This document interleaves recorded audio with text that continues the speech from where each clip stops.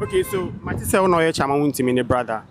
Any your sister. Okay. So my bahanum, what was the situation in the mobile?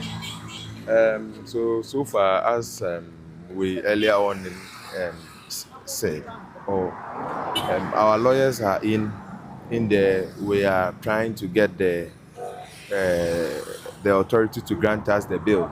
We've had or we've ensured we have all the requisite documents needed to make our bill work or succeed. So we are hoping that they will grant us the bill completely so that The bill no ahene that so ahene that it is so amo fam. a lawyer sir. And how many charities? Me patcho no say a lawyer sir. And now comments on social media were that Wontumi ni family ni nuanum wo fie, but I've been here on Monday. I was with my brother. On Tuesday, I was with my brother. In fact, when the Rambo style happened, I was with my brother. I've always been with my brother.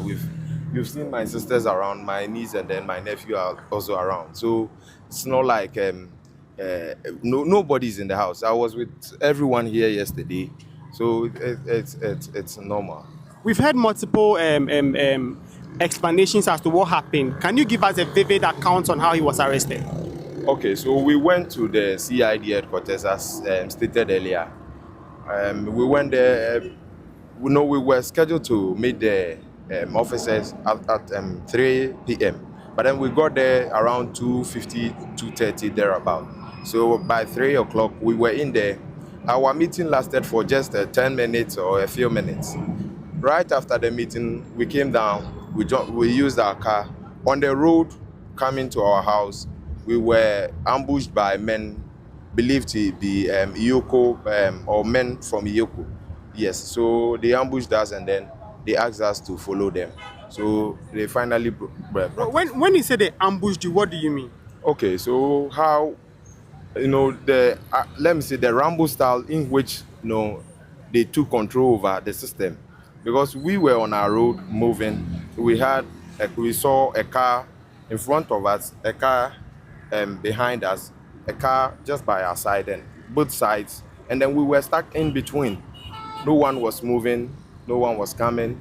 We then saw men with guns come down, and then so our lawyer, who was in the Corvette or the other car which my brother was in, I was in that car earlier on, but then I left that car to a different car that is a car for someone.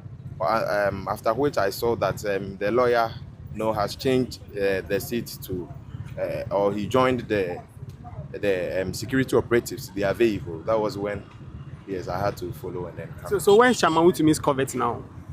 In fact, it's still with Yoko. Okay, so they drove him here in the cover. In fact, he came here. They wanted. I don't know what they really wanted. I don't know what they wanted to achieve. But then we came here together with them, and then the car is parked in there. Finally, have you gotten a chance to see your brother since he was arrested? No. Are you sure he is fine? Honestly speaking, the last time I saw my brother was when we entered the premises. That was the last time I saw my brother. So, as to whether he's doing well or not, only God knows. Because the last time I saw my brother was around 4 o'clock yesterday or 3:40 thereabout. That was when I saw him. And then after which, around 6 o'clock, I pleaded with them to help me or grant me permission to see my brother and then offer him his medication. But then I was never granted that permission. But then that is fine. He's on medication? Yes, please. What medication is it? And for that one, I can't. So what's your name and how many are you? You are number what in the family? I mean, I am. last born. No, I am. What do you mean by that? No, there is no need talking about that one. I am David NP. Okay. How is Chama Wotumi's wife and the kids doing? How are they doing? How are they taking this? No, they are surely going to be traumatized. There is no way you are not going to be traumatized if that is your father, that is your brother. In fact, we have our dad still around, and at his age, looking at what is going on, I don't think it's the best. You could have just written a letter to him, and then I'm sure he would have been here. Whether by all means, no, but then to just ambush him on the road, no, that is a no. We are not building a country where it becomes unsafe for Ghanaians, ordinary Ghanaians, to move around. I don't think that is what we want to see. No, that is not the Ghana we want. Ghana has always been a peaceful nation. Everyone lives in Ghana and have the freedom, the edge to move freely. I am going, and then I'm not afraid. But then if it continues this way, I'm sure a day and a time is coming.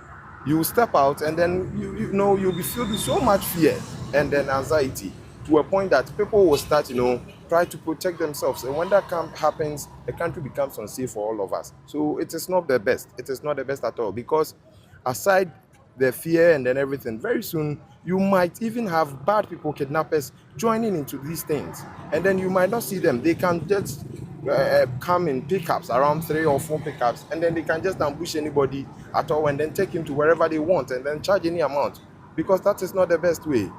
That is not the best way. No, no, no, no. That is a no, no, no, no, no, no. I don't think that is a country that we want. We want a peaceful country. We want a Ghana where you can move freely and do whatever you want. So it's a no, no, no, no, no, no. I don't even wish that for my worst enemy. It's a wrong. Are you convinced you'll be granted bail today? For that, let's leave that to the legal people. We have done our part. It's now left to those in the. When you say you've done your part, what do you mean? We pray to our God, because we believe in God.